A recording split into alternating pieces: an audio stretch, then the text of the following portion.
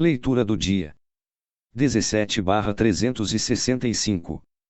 Gênesis 49 e 50. Jacó abençoou cada um de seus filhos e depois fez uma predição do futuro de todos eles. O modo como os homens viviam teve um importante papel na bênção e profecia de Jacó. O passado afeta o nosso presente e futuro. Nossas ações de hoje e amanhã, ao amanhecer, terão se tornado parte do passado. E contudo, já terão começado a modelar o nosso futuro. Que ações você pode escolher ou evitar, a fim de que o seu futuro seja positivamente modelado? O filho mais velho deveria receber uma herança dupla. Mas Rubem perdeu esta honra especial. Instável e indigno de confiança. Especialmente em seus dias de juventude. Ele foi longe demais a ponto de coabitar com uma das concubinas de seu pai.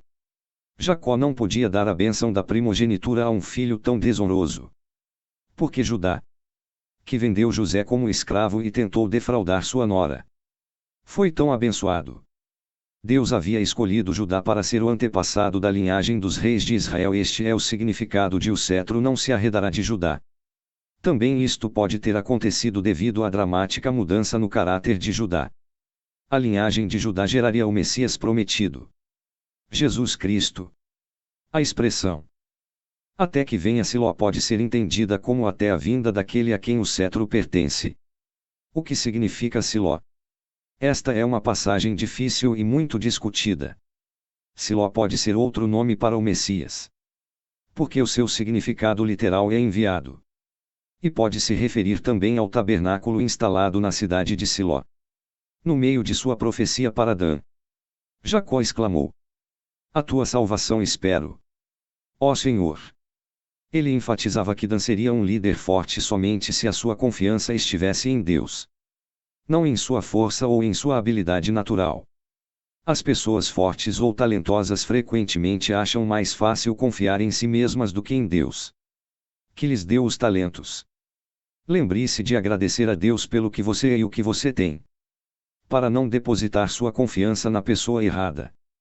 José foi realmente frutífero e teve alguns descendentes heróicos, como Josué, que faria os israelitas entrar na terra prometida, e os juízes Débora, Gideão e Jefté.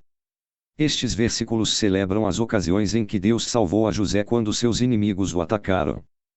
Com muita frequência lutamos sozinhos, esquecendo-nos de que Deus pode nos ajudar em nossas batalhas, sejam estas contra homens armados ou forças espirituais.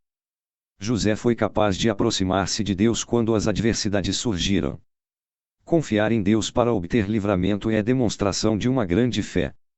Você é capaz de confiar nele quando sobrevierem a injúria ou a perseguição. Tais batalhas espirituais exigem um trabalho de equipe entre pessoas corajosas, fiéis, e um Deus poderoso. Gênesis 50. Quando Jacó morreu, aos 147 anos, José chorou e lamentou por meses. Da mesma forma, quando morre alguém próximo de nós, precisamos de um longo tempo para lidar com o nosso pesar. Chorar e compartilhar nossos sentimentos ajuda-nos em nossa recuperação. Permita a si mesmo e aos outros a liberdade de lamentar a perda de um ente querido. E dê a si mesmo tempo suficiente para completar este processo de aflição. O embalsamamento era uma prática típica dos egípcios, porém incomum para os pastores nômades. Crendo que o morto seguia para o outro mundo em seu corpo físico, os egípcios embalsamavam os corpos para preservá-los, a fim de poderem habitar no mundo vindouro. A família de Jacó permitiu que ele fosse embalsamado como um sinal de cortesia e respeito para com os egípcios. José tinha provado ser um conselheiro confiável de Faraó. Por sua boa reputação, Faraó praticamente não teve dúvida de que ele retornaria ao Egito após enterrar seu pai em Canaã. Privilégios e liberdade frequentemente são resultados de quanto demonstramos ser confiáveis. Uma vez que a confiança se adquire gradualmente, aproveite cada oportunidade para provar que é confiável, até nos pequenos detalhes. Abraão comprará a caverna no campo de Macpela para enterrar sua esposa Sara. Era para ser um lugar onde sua família inteira pudesse ser enterrada. Jacó era neto de Abraão. E seus filhos retornaram a Canaã para enterrá-lo nesta caverna, junto de Abraão e Isaque. O desejo de Jacó de ser enterrado neste lugar expressava a fé na promessa de Deus de que ele daria aos seus descendentes a terra de Canaã. Agora que Jacó, ou Israel, estava morto, os irmãos temiam a vingança de José. Poderia José realmente tê-los perdoado por ter sido vendido por eles como escravo? José não somente os perdoara, mas também lhes assegurou que cuidaria deles e de suas famílias. O perdão de José foi completo.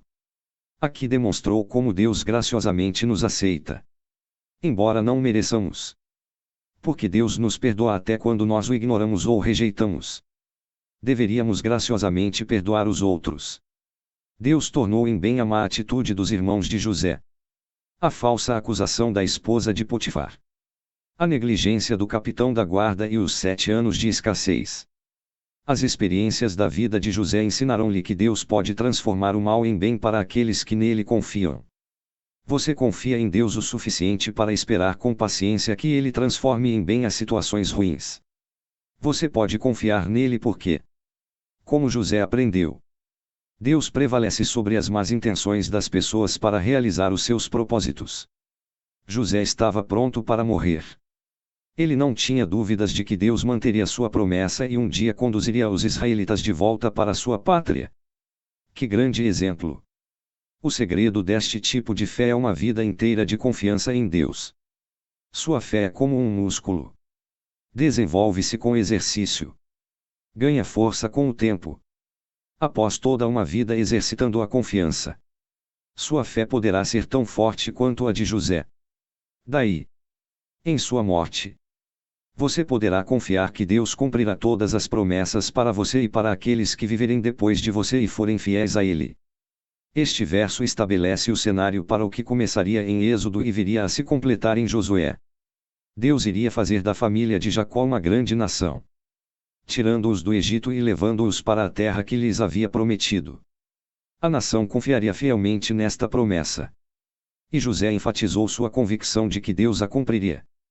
O livro de Gênesis nos oferece ricas descrições da vida de grandes homens e mulheres que caminharam com Deus. Algumas vezes eles foram bem-sucedidos e constantemente falharam. Ainda assim aprendemos muito lendo a biografia destas pessoas, onde eles conseguiram motivação e coragem. Eles perceberam que Deus era com eles apesar de suas imperfeições. Tomar conhecimento disto deveria nos encorajar a sermos fiéis a Deus, confiar em sua direção e utilizar o potencial que Ele nos tem dado.